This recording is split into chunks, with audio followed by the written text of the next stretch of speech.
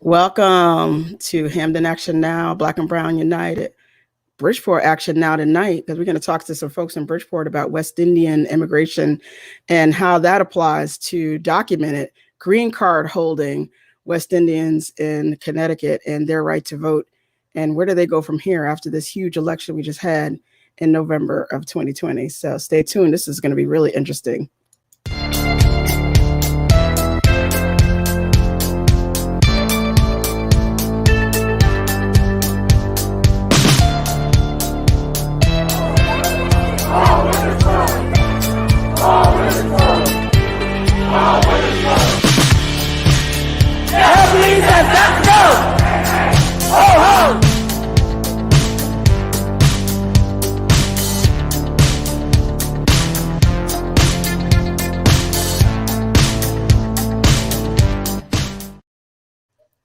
Hey, ho, ho. How are you? How are we today? We're good. Yale police still got to go, though. So, what we've been talking about since 1996, let's say it out loud. Let's talk about this West Indian green card documented alien immigrant community that wasn't able to participate in getting rid of Donald Trump. Right. Well, let's get some context to the topic. You know, we over the last couple of years, really, you know, we've been kind of processing everything to kind of focus on the invisible type of individuals who we are. And let me explain who the invisible residents are. Visible residents are those individuals who have their documented green cards. You know, they're documented, they have all the paperwork, they went through the proper channels. However, because we are not naturalized citizens, we do not have the right to vote. We have just about every other right but the right to vote. We were mandated. Well, when I was in my 20s, I received my selective service notice that I had to sign up. So I had to sign up. We went into the military. My brother is a veteran, Marines. Hoorah! You know, we were able to work. We're able to go to school. We have, you know, we all these challenges that the undocumented individuals struggle with.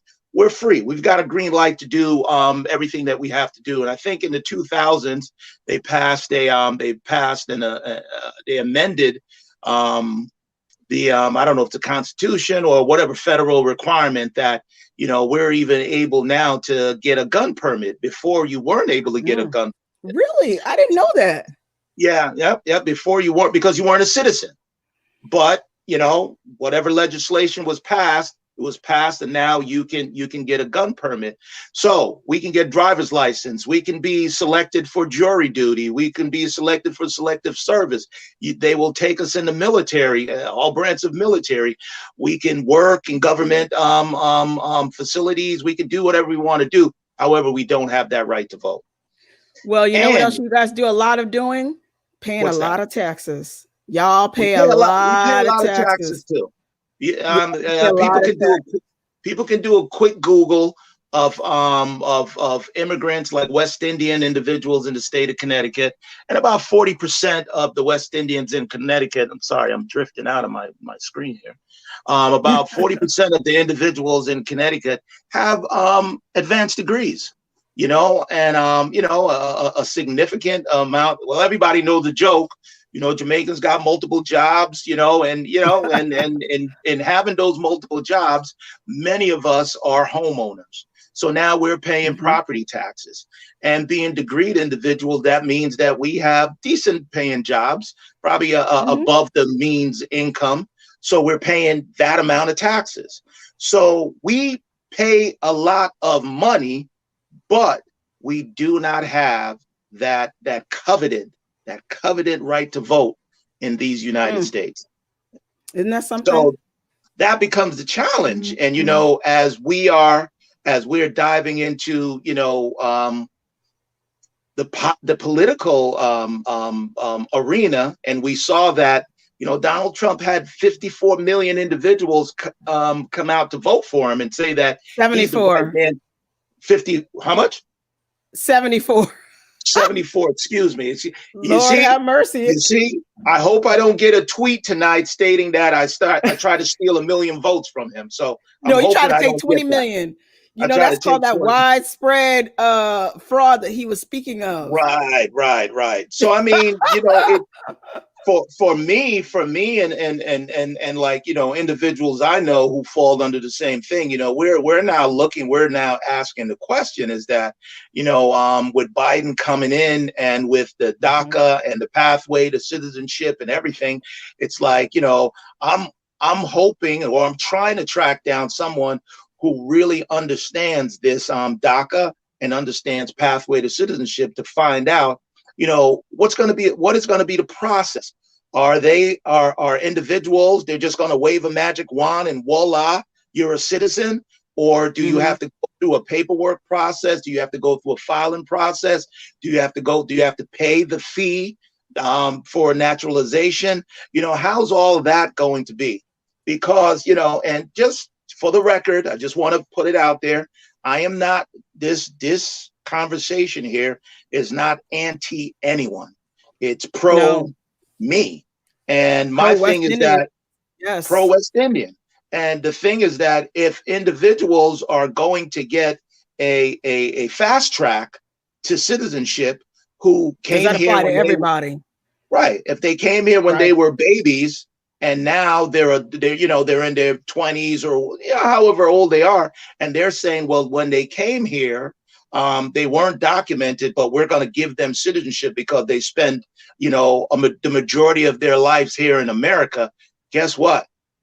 I'm 55. I spend about 48 years in America. So I spent 40 years here in America than I did in Jamaica. So all all intents and purposes, I'm Americanized, but you don't have the right to vote. But we don't have the right to vote. So, and there's other states like, San Francisco and Chicago. Yep. I mean, states, but there's other cities. Have have ordinances and laws in their cities that allow non-citizens to vote in municipal elections, like local, like the Board of Education and for the mayor. But you already know that there is no way you're going to get the city of Bridgeport city council to even look at that. Well, I can't because you know why? Because that brings in a whole new host of voters. And they've been doing really good collecting y'all money, and being okay. But you know what? That's that's a double-edged sword, because we can be a voting bloc that can assist and help individuals in winning an election, because once again, going back to kind of like of our pedigree, or kind of like, we're educated, we're homeowners, people may have a couple of little dollars available to be able to invest in a campaign, to be able to help. I mean, we add the vote, but we also can add a financial component to a candidate, to say that, look, we're willing to back an individual who's going to fight for us, to give us this right to do what we need to do. I think it would be beneficial to everyone in the equation, to be beneficial to us, because we get a say in the governance of our city. And for a lot of us, who migrated here, we could have moved out of Bridgeport, but we're tried and true. I don't know if it's a Bridgeportian or whatever, however that is. But we're do or die. We're do or die. And I would say the majority of us that falls into the documented, and I want to stress, I don't want anyone knocking at my door. Okay, I'm documented. Okay, you're getting a tweet.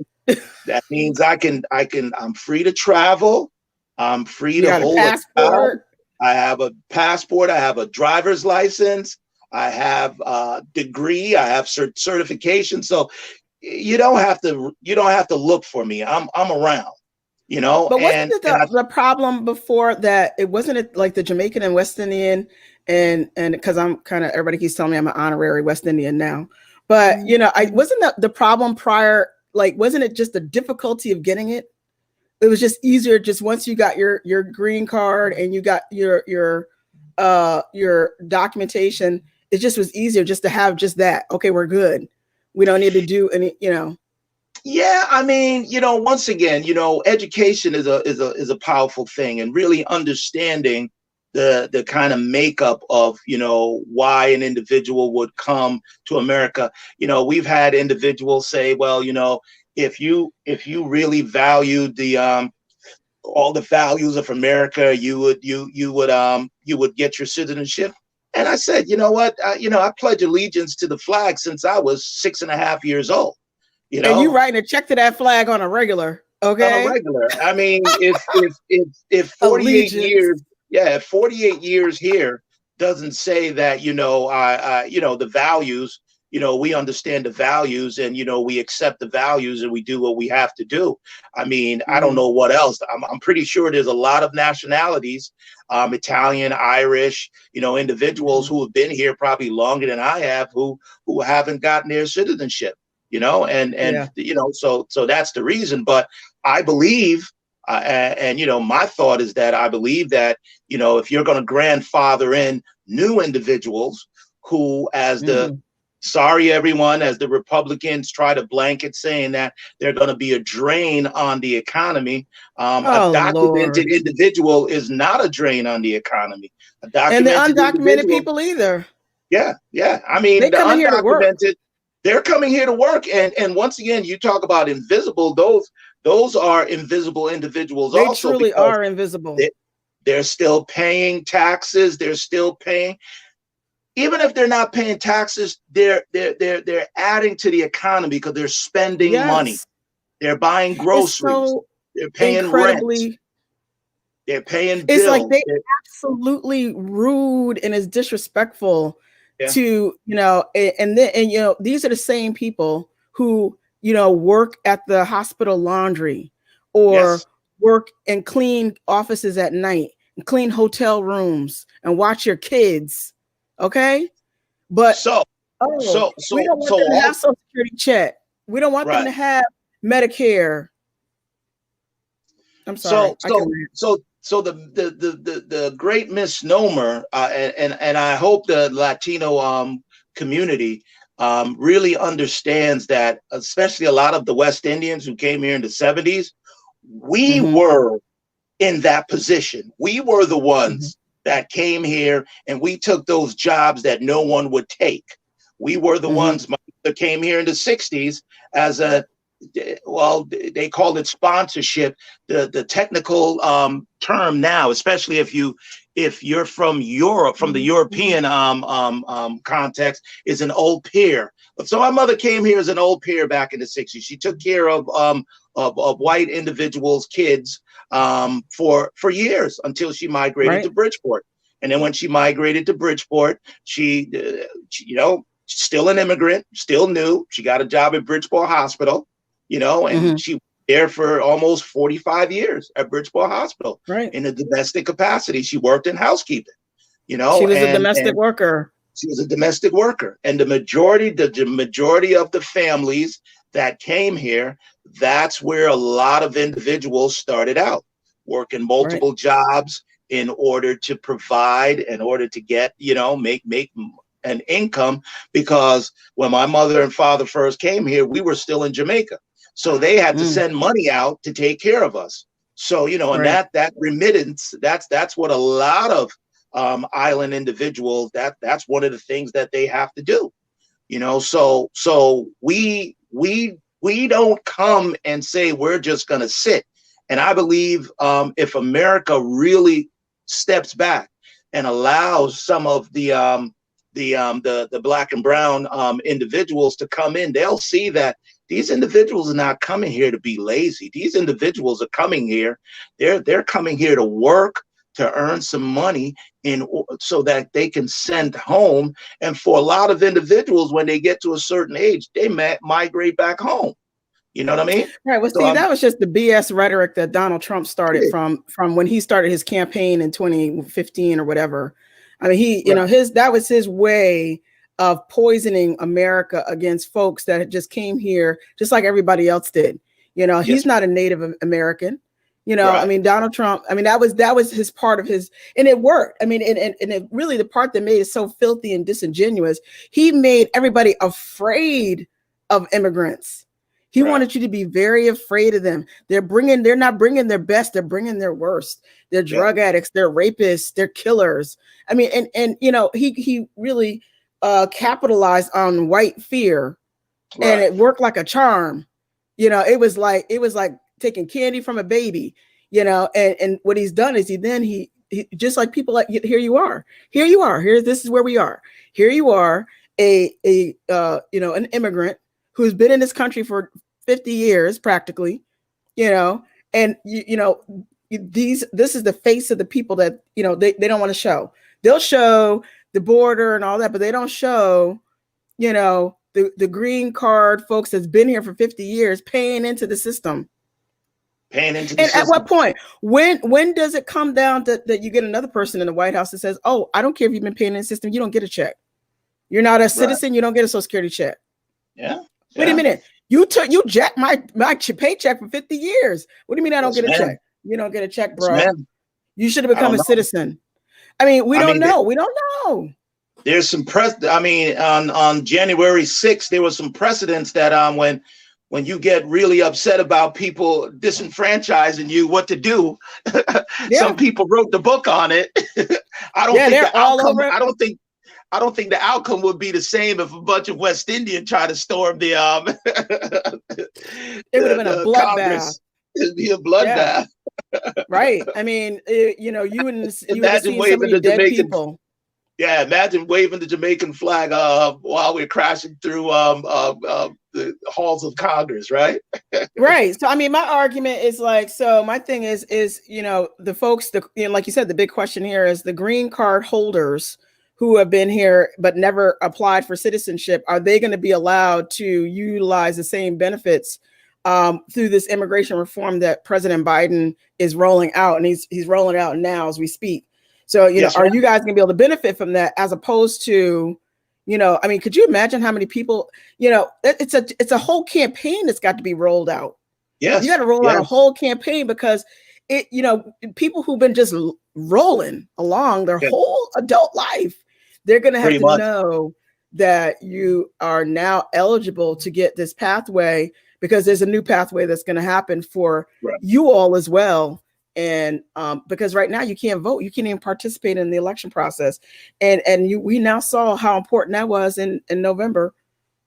And that's one of the things that kind of kicked off in my psyche is that, you know, and also Stacey Abrams, you know, and how she was able to find 100,000 votes in a 3-month period. You know, where were these votes? And we're doing, you know, we're doing research now to try to find, you know, to get the actual language from these cities, you know, to say, you know, how does it read? You know, and what was the motion that was presented? And, you know, we're hoping some of our legislators in Connecticut will, you know, if we get this information for them and give them to them, then they can codify it and put it in bill form and make this presentation. There's precedent out there. This is not something that we're just making up. There's other cities that are doing this. So, you know, if we can't do federal, that's fine. But, you know, once again, you know, for my adult life, I paid into the city, I paid into the state, and I had absolutely no voice in who was elected and who was put in the office to spend the money that, you know, I pretty much I guess I donated it. You took it, but you basically gave them a blank check and you said, here you go, knock yourself out. Yeah. And especially in Bridgeport, with the taxes being so high and the schools being problematic and the leadership. I mean, Joe Gannon, let's not even talk about him because that's another whole live stream. Right. But just imagine if you had listed 21 people in your mind just off the top of your head that would go to the polls. I mean, so you take that times that by maybe 5,000 or 6,000 people, 10,000 people in the city of Bridgeport that are green, been there their whole life, green card holders, paying into the system, doing all the things that regular citizens do. Just imagine if they now are a new voting block in Bridgeport. Yep. Yes. That. Yeah. I don't know how you feel about getting your citizenship paper now. So what is the thing? Are you gonna apply for your citizenship documentation, or are you going to wait to see what the new rollout's going to be? Well, it depends. We're watching to see, when President Biden, is going to push that along, or how aggressively they're going to push that along. And once again, we're gonna really start to concentrate on the language that's surrounding the bill to see where, so we can say, to say, okay, where is this and how do we fit into this equation? And we're also going to take the language from these other cities that passed this mandate to say that, once again, how can we get this put into Bridgeport and maybe into the state? Because there are a lot of West Indian, there are a lot of Jamaicans, there are a lot of Caribbean individuals in this state of Connecticut. And I would say I know that the probably not the larger majority. I would say the larger majority are probably just still have their green card. In the past, kind of, you got your citizenship if you wanted to kind of bring someone here. Say if you got married and you needed to bring your spouse here, or if you were a parent and you wanted to bring your child here. These are some of the reasons why individuals obtain their citizenship. Other people just obtained their citizenship because they just felt that it was beneficial. But you have individuals who we were able to do everything that we needed to do, and it almost kind of just disappeared, to whereas it wasn't even a big issue. You knew it, and you just went on with your life. We played sports, we did everything that everyone else did. You had to give up your passport, you had to give up your social security number. So I mean, it's been out there, so it just became almost like just commonplace, where it was like, it's so funny. It's like they give you everything, all the rights of a citizen. It's not like they say, we can't give you social security. We don't need you don't get a social security number. You're not a citizen. Nope. They gave you that, you pay into it. When you retire, you'll get a social security check. Yeah. You get everything, and totally. I mean, you can go apply for a mortgage. You can be a property owner. You could be a business owner. You could serve in the military. Yeah. You could be law enforcement. You could be law enforcement. You can be all of that and still not be a citizen, except for, I mean, just tell me, are you trying to tell me something here that, okay, so somewhere some politicians didn't figure this out a long time ago? I don't know. I must just be a special individual that, I'm like, look, you know what? Here is this problem that no one else has possibly seen. Let me start kicking it around and start asking some questions to see if it's viable. And as soon as we start digging, we find that there's precedents there, that other city. So that means that someone, just like we're talking now, said, "Why can't I vote?" And they probably garnished enough financial power that they went to a city council, a city council, and said, "Look, this would be in your favor if this you get behind this. If you get behind this, then you got this whole long list of voting block that's been Rhonda, completely invisible. when we were talking this morning, you mentioned something that happened in Roxbury while you were working down there. Yeah, this is About what that they did in candidate. Boston. Yeah. Oh yeah, they did this in Boston years ago. Everybody, went and got, because they wanted to get a candidate elected. So everybody ran and got their citizenship because they needed to be able to vote him into the mayor's office in Boston. Right. Yeah, I mean, I could say that you guys all need to band together and go take a group class and get it all done, and then just run, and then you could run to the polls. But I mean, you could do it both ways. Like you said, you could go find a candidate and say, "Listen, we could get behind you, but we need this. We need this ordinance, the city ordinance." We need two things. I would, if I had an opportunity to sit in front of a subcommittee, local, statewide, or federal, my thing would be, okay, if you won't grandfather us in, then lower the application rate, and you would see how much individuals would run out and do it. I mean, in the era of pandemic and with individuals with work being uncertain, $800 for this paperwork, especially, I know there's a lot of individuals who naturalized themselves years ago, maybe some other cultures who will say, well, I did it. Well, when you did it, it was free. Right. When you did it, it was free. So, and I'm going to do my research to find out when they start charging, because I believe when my mother did it maybe in the 80s, it was free. So all along, all through the annals of time, when you saw on the news where there was like 150 individuals doing a group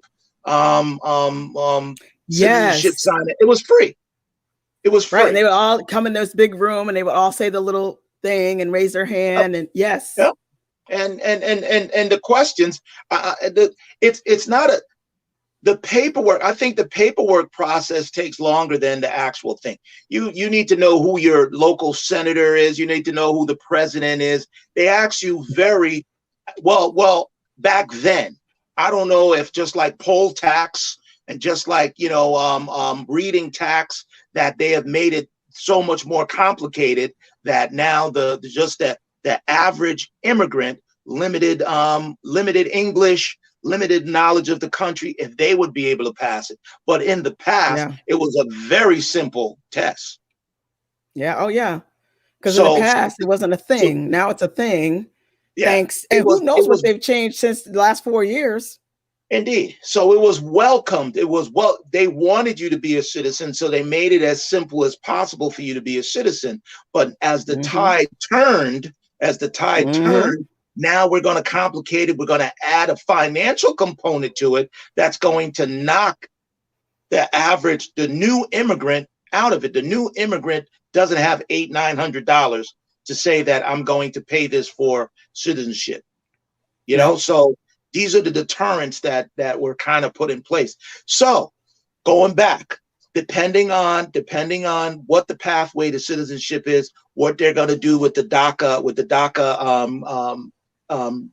young adults now, young adults, because I believe a lot of them are young adults now. Depending on how that works, we will see how it will benefit, or, we'll know which route to go then. If they're like, no, they will have to pay, or, some fund will be set up to help with the paperwork, then we'll see. Well, because again, I think it's different because, if you're fleeing, political, you're seeking asylum, because, of government, persecution where you're coming from, that's different than, wanting to move here and just set up shop and, become a citizen.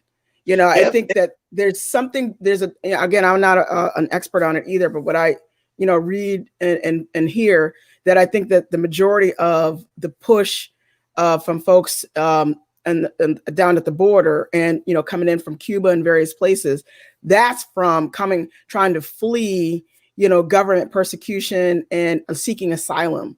And it's different from, you know, folks from the West Indies. There's no political thing that's, you know, you're not coming here because your life is in danger because of the government. So it may be different circumstances. But, you know, sometimes we have to watch language, and we have to watch how things are codified, because, you know, in some instance, you know, fleeing the country of your origin because of financial turmoil, the economy is low, the economy is bad, you know, so now you need to leave. So as in anything, you Right. use anything, and I believe under Trump, what has happened, they've upped the ante. There has to be like really substantial evidence that if you were to return back, that you would be murdered on the spot, you know, which Right. is, you know that the gangs are taking over the community, and if your 10-year-old son is there, eventually he's going to be recruited by the gang, and then God knows what's going to happen. If he tries to resist, he's going to die, you know. So Right. I mean, these are some of the avenues that are being used, and it's the same thing. I mean, everyone thinks that, you know, some of these islands, you know, Jamaica, St. Kitts, Dominica, Trinidad, Tobago, and all that there's unrest and there's gang activities. There's a lot of things there that parents are also worried about their kids also, and would like Right. to get them out of that environment because they know what the end all is. So it's everyone. You ask yourself this question, and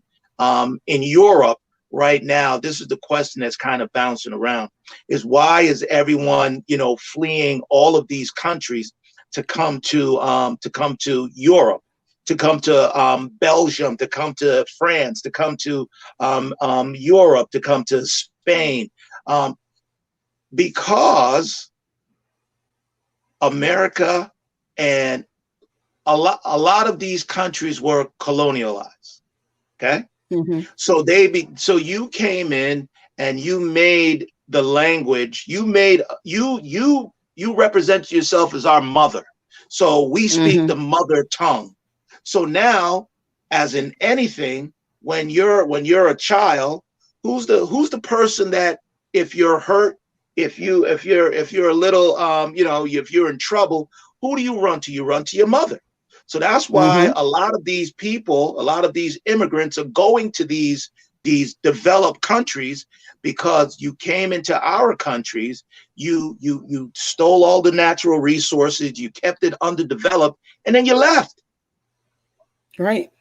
It's like with anything, if America wants to stop this crazy migration process, you're going to have to go back. You're going to have to actually invest in some of these countries that, you know, the United Fruit Company back in the 50s and 60s that came in and just bought up all the land. And in Jamaica, we had the Kaiser and all these, because Jamaica has this soil that has bauxite in it. And bauxite is a key element to making aluminum.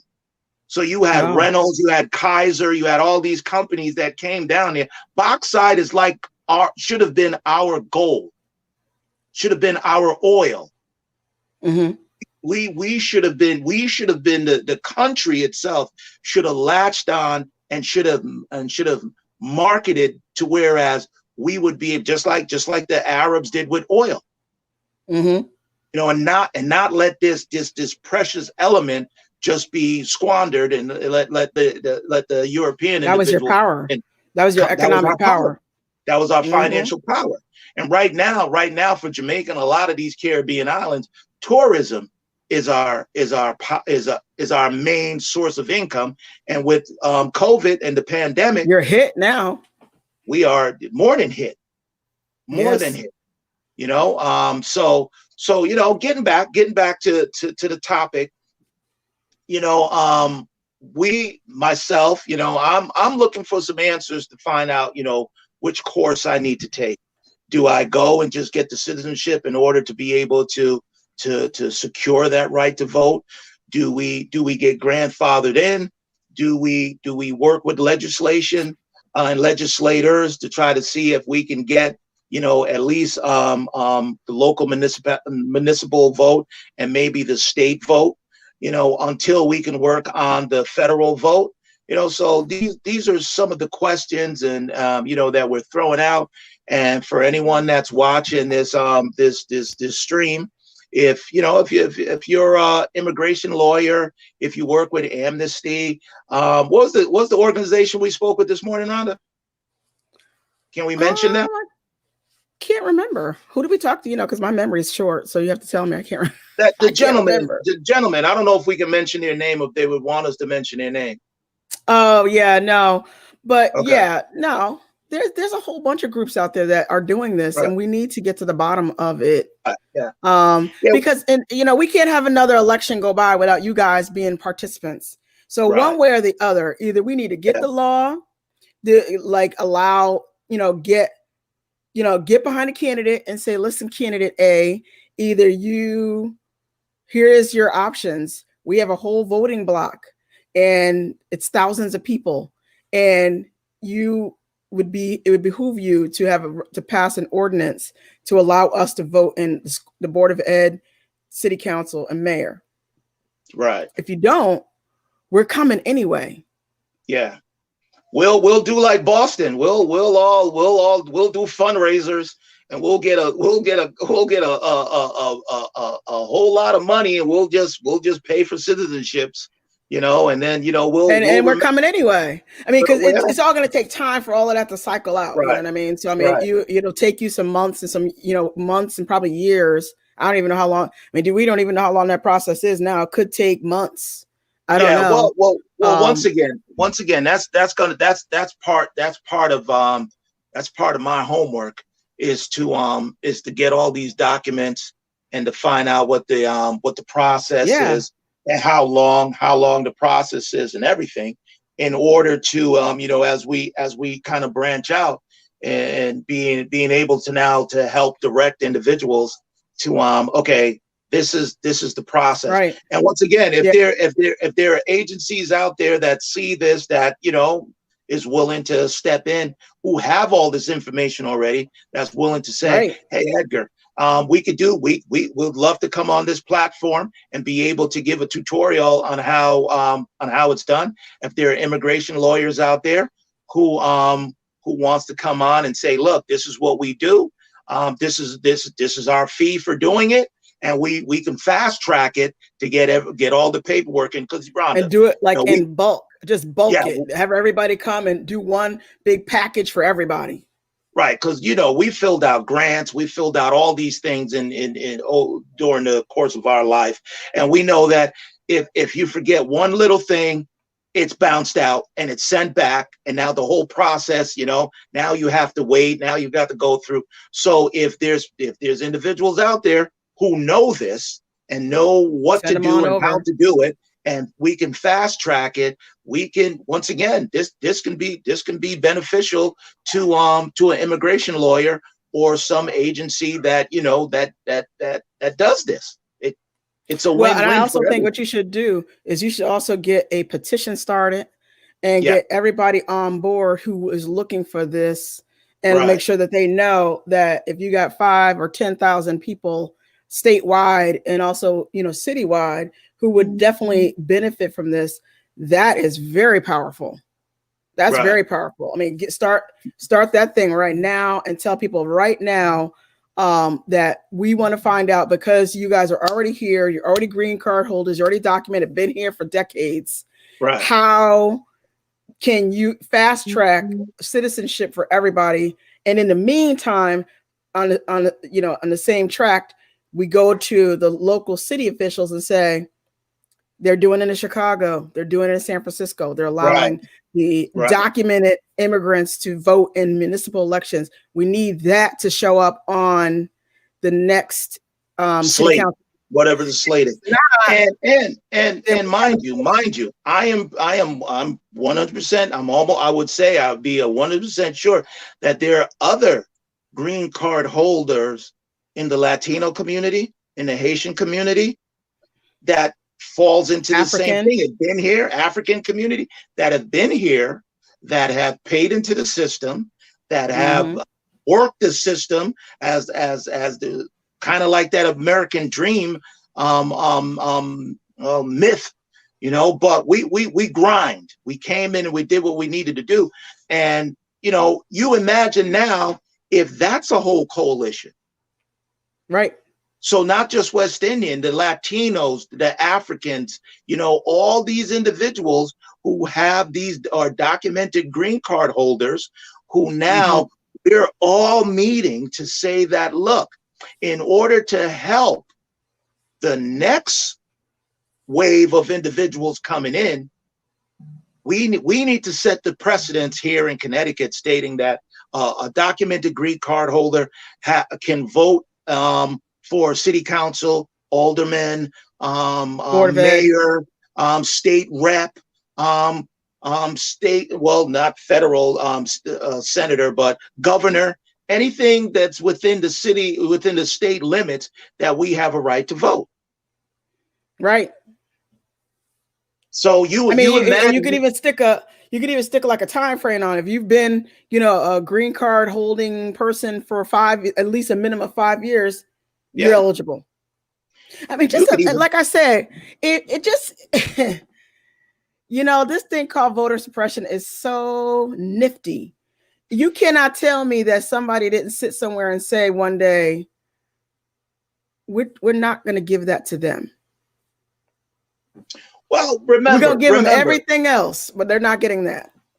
Remember, this is probably in the Constitution. I would say it's going to go as far back as that, you know, unless you are a citizen or a naturalized citizen, you don't have the right to vote.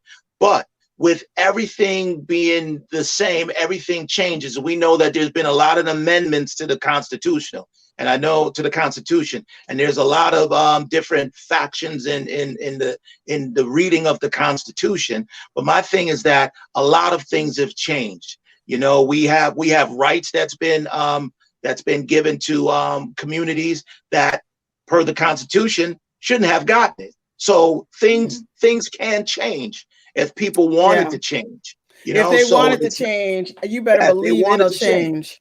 Not that far-fetched. What I'm putting.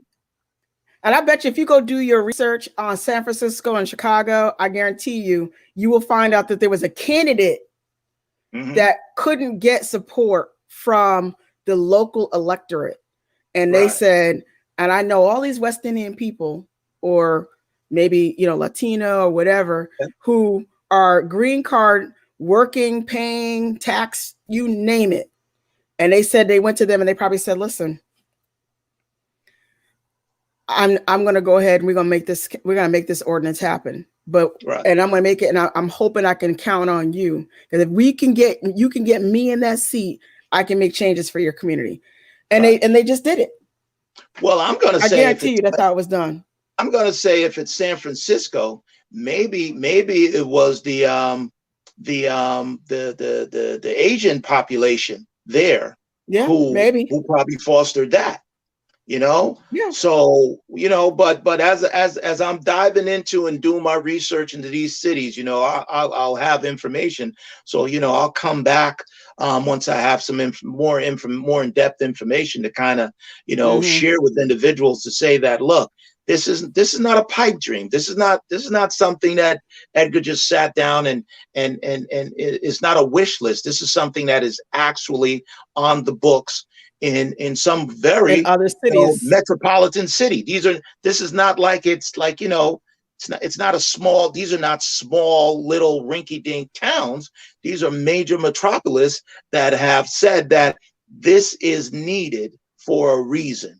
That these individuals, this is a classic case of disenfranchisement. You know, one of the models behind America is taxation without representation is tyranny.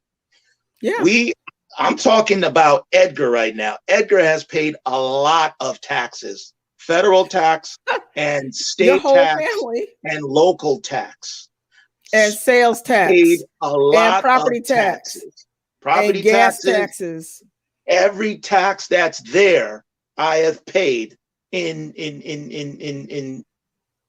and my thing is that, okay, yes, maybe I was blind to the notion before, but now I'm awoke. Since everybody's woke now, I'm woke too. You're Okay? woke too. Yeah, I'm woke too. So for all our allies that are out there in the movement, here's another topic or another issue for you to be woke about. Help the documented residents have the right to have some say so in how their dollars are being spent. That's right. And in the meantime, you must have an ordinance that allows them to have a voice. In the meantime, you cannot continue to have them be the invisible residents, because they're not invisible when they're cleaning your house or when they're doing the laundry. They're definitely not invisible then. So I'm so happy. See, again, and this is how voter suppression is it's such a maze.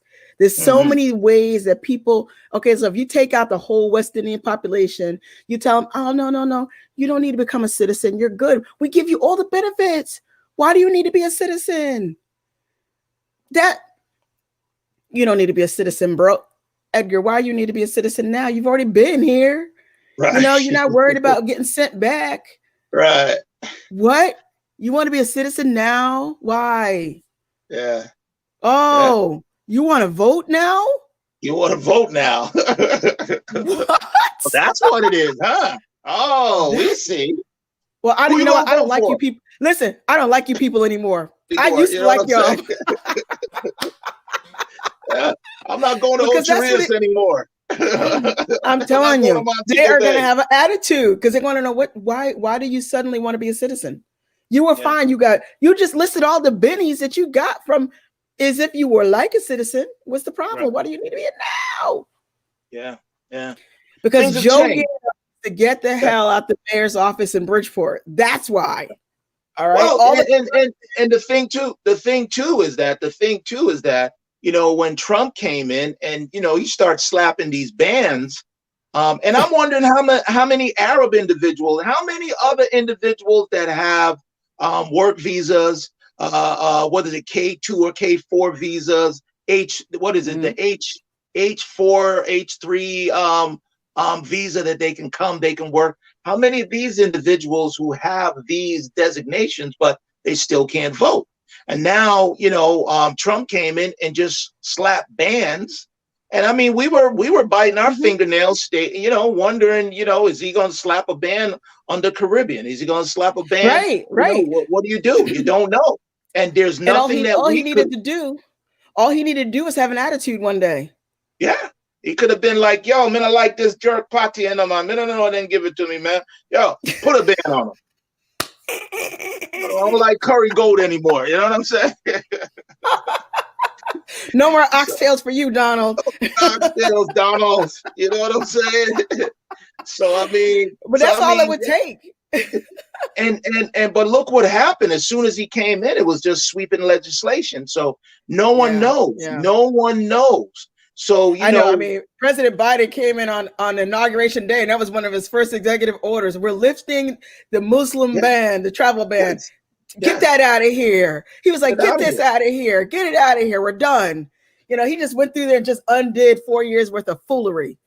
And that was part of it. I was talking to Faz Saeed yesterday, and he was saying he was so happy that the travel ban is done because now he can go back and he can see his family again. Right. Can you imagine not seeing your family for 4 years? Yeah. Lord, well, remember when the Cuban embargo went. That's why that's what happened to a lot of individuals. You couldn't fly into Cuba. You flew into Cuba. You could be cited for sedition. So I mean, imagine the years that individuals weren't able to see loved ones dying. It's like this COVID thing now. Your mother, your father, your grandparents are dying, and you cannot go. You cannot fly. You cannot go there. I couldn't imagine if that happened to whereas now you're telling me I can't go to Jamaica. I can't. And that's if you're a citizen, if you're naturalized, if you're a resident. A ban is a ban. A ban is a ban. You can't go. You can't see your parents. You know, God forbid somebody gets sick. You can't go down there and be with them. I mean, it's horrific.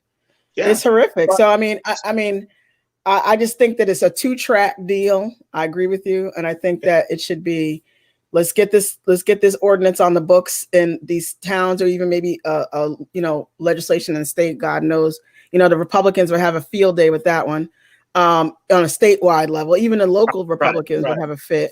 But then the same token, let's see if you can do a group citizenship move. Don't the Democrats outvote the Republicans here in Connecticut? Yeah, but okay. Curtain. Okay, so we got some Dixie Democrats. But if you have some Dixie Democrats, Connecticut, if you pull back that blue curtain, you might see something ruby red. so we have some Dixie Democrats in Connecticut. Dixiecrats, yes. Yeah. Okay. Well, this can be a perfect litmus test as to see just how liberal Connecticut is. Right. And just how liberal some of these towns are, and just to see how liberal some of these woke allies are, if they can't see the value in having individuals being able to vote locally. And I know we have some individuals from ULA, maybe from the Black and Brown coalition that's probably listening to this. Well, they're texting me here. Yes. Yeah, we need to, because if there are individuals that fall into this equation, remember, we have tiers. We have the non-documented that needs all of our help, and the documented. If the documented can get some power, we can help the non-documented, because we can put people into power that will help change the dynamics and the trajectory of how the non-documented individuals are helping. So everyone wins in this if we all come together, and say that, look, this is the push for 2021, is we're going to get all this language. We're going to get all this thing. If we need somebody to write something up, we're going to get it written up properly to be able to submit to legislation in Bridgeport and Waterbury, in New Haven and Hartford. We're hitting everyone. Everyone is going to get the same document stating that this is what we are looking for as the non-documented community. And we're not even going to use designations and island codes, and we're all one coalition of the documented individuals of Connecticut who are looking to get some voice in how our monies are being spent. Taxation without representation is tyranny. Okay, thank you. Well, see, I've been trying to get you mad about this since 1996. So finally, you're angry. I want a sticker on election day saying I voted. I vote sticker. He's like, I don't care. I'm like, but it's Bill Clinton. It's Barack Obama. Donald Trump. Now folks are mad. Now folks are upset. Now we're sitting on the fringes. We're sitting on the fringes, and we're biting our nails, saying that, look, if this guy gets elected for another 4 years, if he didn't care in the first 4 years, were you worried about re-election? What's going to happen on the back end if he would have got elected, where he really wouldn't even care about re-election? No, because he already know that he's. Listen, Senator Lou is one of the guys, one of the impeachment managers, and he said it very well. He said, we're not worried about President Trump running for office again in 2024 and winning. He's like, we're worried what happens if he runs and loses again. Right. What is that going to look like? This is why I'm trying to tell you, this is way bigger than, your allegiance to, Jamaica. No, we are here. And you need to get your Social Security, you need to get your Medicare, and we need to make sure that Donald Trump and his people do not find their way back to the White House again. Could you imagine? 74 million people voted for this guy. That means we need to work all these things out in the next 4 years to get every citizen, every person with a heartbeat that lives in this country, either legal, get their documentation right so they can become voters, because you think that they're not out there registered. Do you think the Proud Boys and the QAnons and the 3%ers and the Oath Keepers are not out there right now registering people to vote for 2024? They want Donald Trump. They want a comeback. He's going to be the comeback candidate in 2024. And I'm saying we need and as far as Connecticut is concerned, we need to get up together all the green card holding folks who were not participants in 2020, and get them ready for 2024. We're going to need every hand on deck in 2020. I go back to what I said earlier about Stacey Abrams and how she found 100,000 votes in 3 months. 3 months. In 3 months. And it's here. And now in building on what you just said, is that you imagine if all the green card holders, if we all got our citizenship, what number, how the needle would be moved if that happened. Yes. Could you imagine? Yeah. Like you said, 21 people right off the top of your head. 21 individuals. Yeah, that 21 people is probably 200,000 people. I mean, again, you're talking about people who are contributing to the economy, but don't have a voice. And are you trying to tell me that you really believe in your mind that they didn't give you all the benefits of a citizen without the right to vote by accident? Mm-hmm. They said, no, we're going to give you whatever you want. You just follow this paperwork trail. You do what we tell you, but we're not going to allow you to vote. Right. And guess what? You're fine with that for 50 years, because guess what? Why do I need to vote? I'm fine. I get to do all the things that everybody who's a citizen gets to do. I just don't vote, and really I don't care because I'm still good. That is a trap, bro. All day long. That's that. I'm telling you. That is a trap. And this is what they do. And I'm telling you, there's Republicans and it's just people sitting, having these discussions in the 1970s going, ooh, look at this big influx of Black and brown immigrants from the islands coming to our country. How do we deal with them? Because we don't want them to decide our leadership. This is our country. We really want to keep our country, our country. Well, let's just give them all the bennies as citizens, and then they won't even care that they don't have the right to vote. They won't even hit the radar. Till Donald Trump comes along. Dun, dun, dun. Here comes Donald Trump. Here he comes. And everything it all just got real. It got real. Yeah. Well, you know what? It always takes something. Once again, we've written policies and procedures during our and why do you have a policy? Something happened, so now you have to write a policy so that it doesn't happen again. So you can't use the company credit card to purchase personal stuff. You did it. Now we have to write a policy to state that this can no longer happen to you and to anyone else that comes. So now we were good until Donald Trump came, and now we're revisiting. We're saying, okay.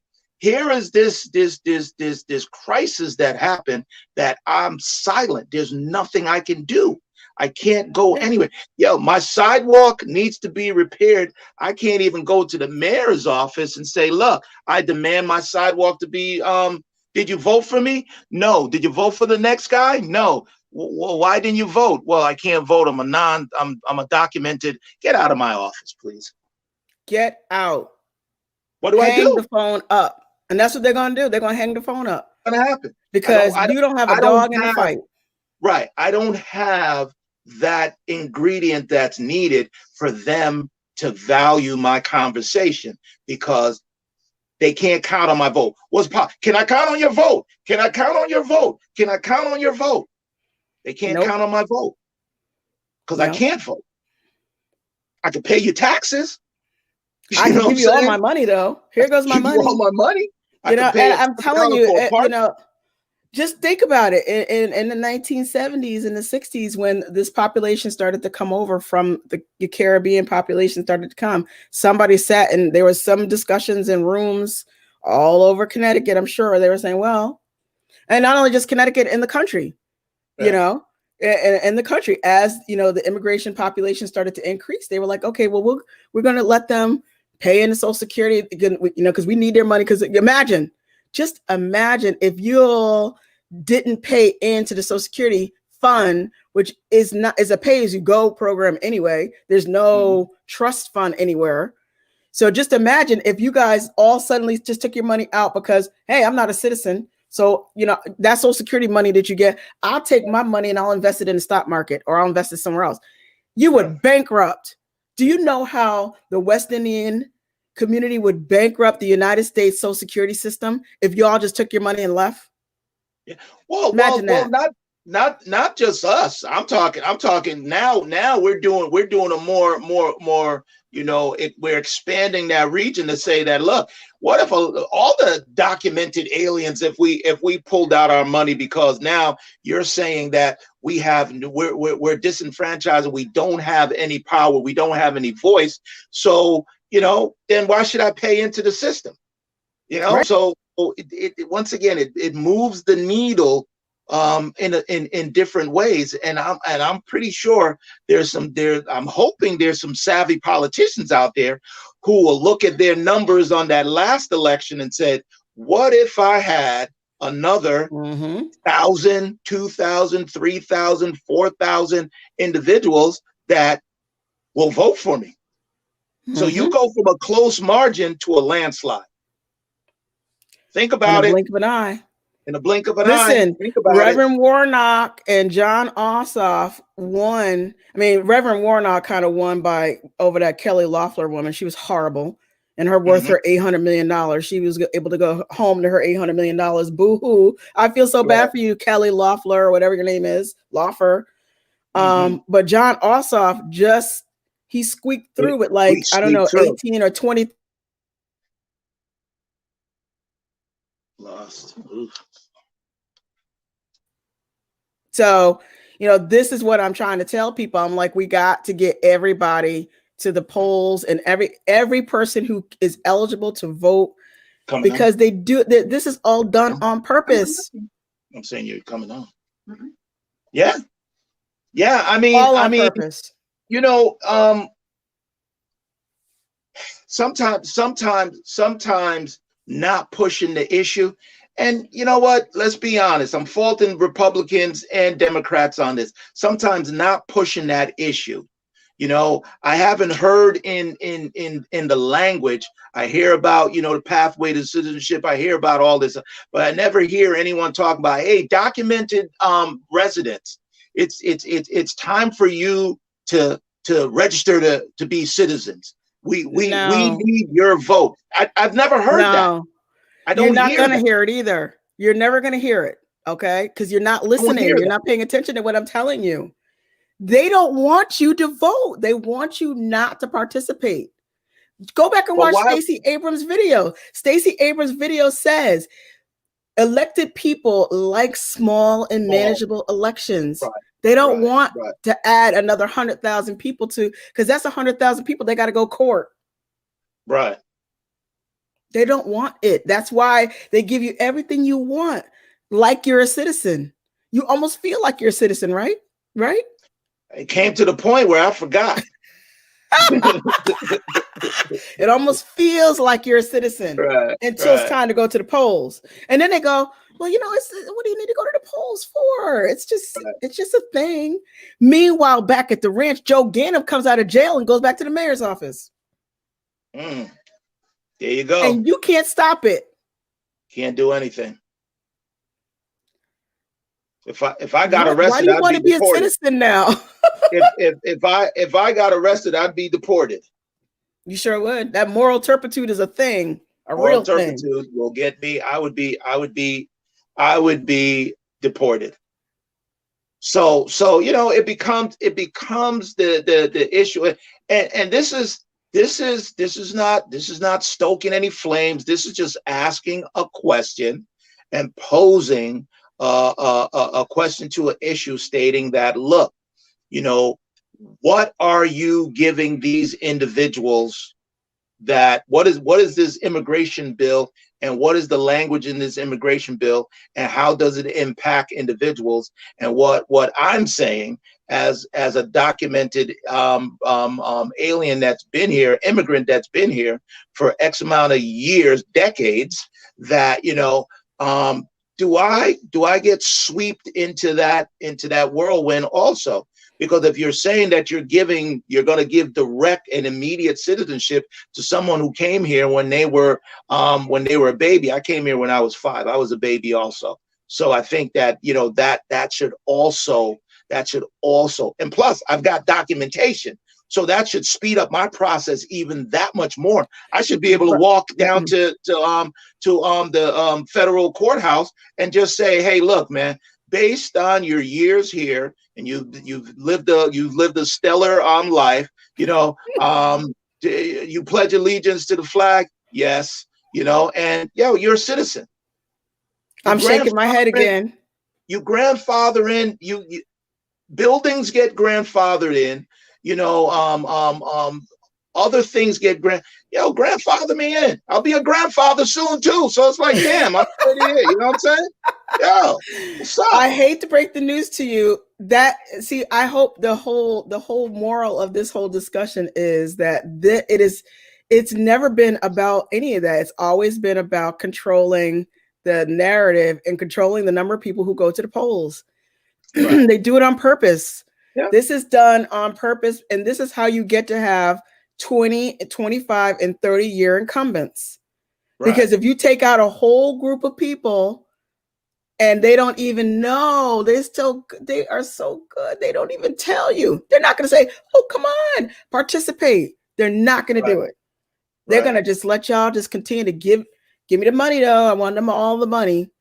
Give me all the tax money, pay for my school, pay for all of these things, pay for the streets, pay for the trash collection, you know, pay for all of that, snow removal, all these things.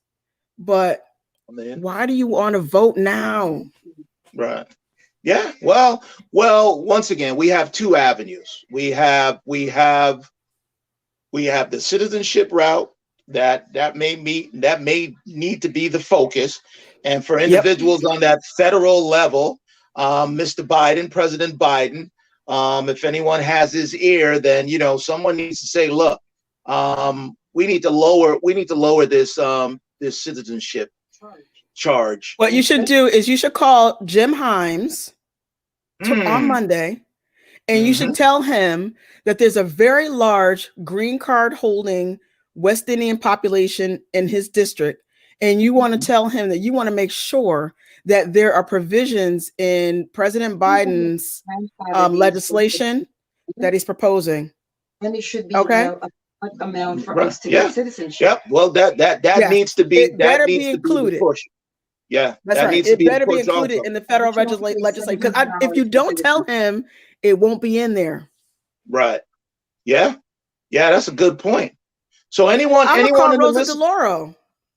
the listening audience who has direct a feed to Mr. Representative Hines, then, you know, No, you do, because you pay him. You pay him a lot of money. But he's gonna say, "Can I count on your vote?" You can count on my vote when you get me in my citizenship. When you get this legislation passed, yes, right. You'll have a lot of votes. You will have a lot. I'm gonna call Rosa DeLaura's office on Monday, and I'm gonna tell her people, because she won't return my phone calls. So since she won't return my phone calls, I'll tell her people that I want to make sure that this is a part of Joe Biden and his legislation going forward. And then I'm hoping for her support. And also, you know who will return my phone call? Richard Blumenthal. Senator Blumenthal will return my phone call, and I'll make sure on our platform that he was on Hamden Action now. Yep. Yes, we'll call him, because he'll definitely call me back. Right. Yeah. And you know, he does a lot of community things where he'll come out to the community and actually listen to individual. This may be something where, you know, hey, here's the immigrant population, documented population, that we're like, okay, we're invisible. We pay, but we don't have a voice. That's right. And it's unacceptable. So, so we got our marching orders. I've been getting texts from folks from ULA about the immigration lawyers. So I'll put you in touch with them next week. But you have to call Jim Himes. I'm going to call Rosa DeLauro, and we're going to get them to give us some answers on this legislation going forward to make sure that your population is included. You see how that works? Yeah. So now for everyone that's watching, okay, what we need from you guys is to like Hamden Action Now, Bridgeport Action Now, Urban Concepts. These are all platforms that we're looking to make some changes in the state of Connecticut and in our lives. And if you have some issues, some concerns that you want to bring to this platform, you could contact Rhonda, you could contact myself, and we will give you a platform. We don't beat individuals up. We're very, all we want is for you to come on and to kind of speak to the point. We don't throw out daggers, and we don't make hyperboles. We don't do all that stuff. We try to focus on the topic, and we keep the topic. We do our research. So do your research before you come on, because if you give us a topic, trust me, we're going to do the research on that topic. I'm gonna do my own research. We're going to do the research. So, But so you know what? This is so good, though. I mean, just imagine how good this is, because this would slip through the cracks. If you don't bring this to the attention of your federal lawmakers, this will slip through the cracks. And you will roll over there and try to get the benefits as if you were undocumented from another region. And they say, no, you still got to go back through that pathway. This one's for this group. And I'm like, hold up. This group has, all due respect, we've been here 100 years. We've been here, we've been paying. We just need to do it now, because now it just got real. It got real. It's real. It's real now. It's real, and we're woke. I said we're woke. It wasn't we're not going back to sleep. It wasn't real for Barack Obama. I was like, but it's Barack, man. You want to know what? You want to know what? You want to know what with Barack? Swear to God, everyone knew that he was going to win. You knew he was going to win. Just like everybody thought Hillary Clinton was going to win.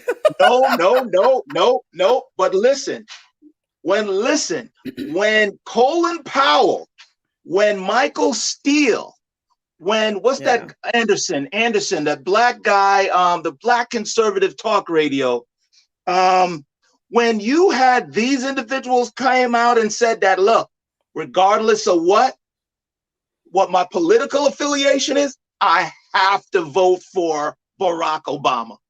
You knew it. Mm-hmm. You knew it. Yeah. Twice. You knew it twice. And we thought you knew he was going to win again. Come on, man. This dude is charisma personified. It's Barack, man. You know what I'm saying? But you saw it with Bush, and then you saw it when 74 million individuals voted. Like he said, I got the most vote as a sitting president. He got the most vote. No other sitting president ever got 74 million votes. He lost, and luckily he lost, but 74 million. Now let's add the documented individuals who did not vote. Now, Biden's number would have been even more astronomical. 81 million. Yeah.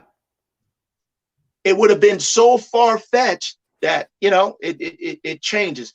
So in closing. Well, I just want to say that I know that someone somewhere made this decision, and this decision was not done by accident.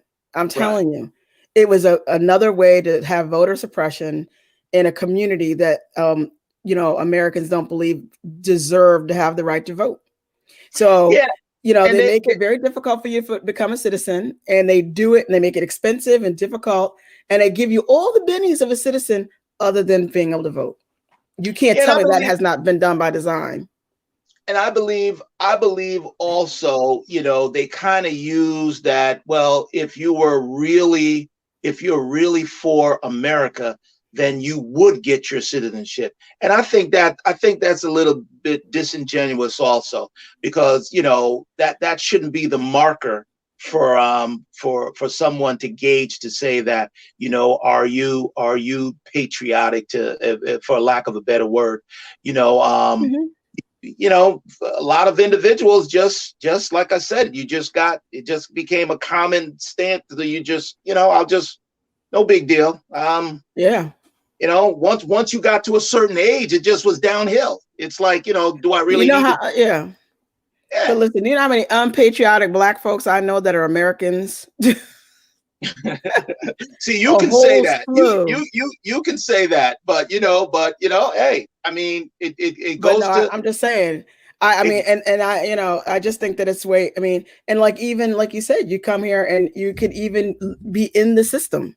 You could come and live in Section 8 housing as long as you're documented and all that paperwork adds up. You could be in Section 8 housing. You can be in public housing. You can get food stamp. You can get everything. You can get everything, but you cannot vote. But let me tell you something. A lot. I'm not saying that. I won't say the majority. I say a lot of documented immigrants that come to America. They're very, very productive. They're very productive. They come here to work. They come here to work. They come here to work, and they will work. And because for many, they have families home and their home country that they're sending money home to, and that goes for our African brothers and sisters who they're there too. They have green cards, and they're in the same boat. But once again, they're invisible because they're allowed to do whatever they have to do, but they don't have that right to vote, or they don't have the right to control what happens in their immediate vicinity. So they don't have the right to control. I don't have the right to control what happens in Bridgeport. I've been in Bridgeport for 40 plus years. I've been paying taxes since I was 15. Okay. So it's like, and I have my kids went to school here. I had no control over who was elected to the school, to the school board. I have no power. Police commissioner. I have no power on the mayor, city council, anything. And I have funded a lot of things, and many of my my cohorts can say the same thing. It is shameful. So, okay, so we all got I'm calling Rosa DeLauro's office on Monday. You calling Jim Himes. You're calling all of them. Let me say this. We also have to be grown-ups, and we have to be adults to say that, look, you know what? We share, we play a part in it, because, well, we should have gotten our citizenship. We should have did this. We should have done that. But like I said, that's in the past. We're woke now, and moving forward, we're going to take the necessary steps to make sure that, we do what we need to do, either via citizenship, or if we find out that, we can at least get the voting for to control our immediate surrounding and our immediate lives. Your municipality, at least that, At least that. All right. Well, good night. I hope this was informative. I hope everybody got some information. There's a whole election block that's being blown off, and they need to be included. When y'all start developing this new immigration policy and legislation, they need to be tucked in there. They need to be done. Yeah. There needs to be a couple of lines in there that references us, and how we have contributed to the city, to the state, and to the country, and to the federal government. Yes. Like I said, if you took all your money coming into your paycheck for all those years on Social Security, you just take that away. Say, listen, I want my money back. Yeah. I'm not a citizen. Remember, I don't get to vote, so give me back my Social Security money. All that money, I could use it, man.